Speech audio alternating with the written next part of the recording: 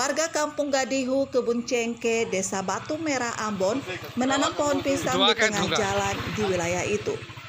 Aksi warga ini dilakukan sebagai bentuk protes terhadap anggota DPRD dan Wali Kota Ambon Richard Louhenapesi yang enggan membangun jalan rusak itu.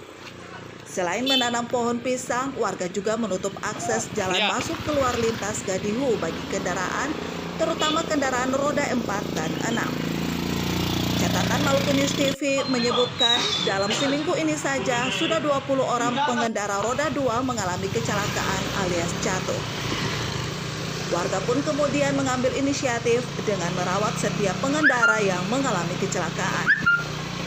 Aksi penutupan jalan ini dilakukan karena sudah beberapa kali warga melaporkan kondisi jalan rusak.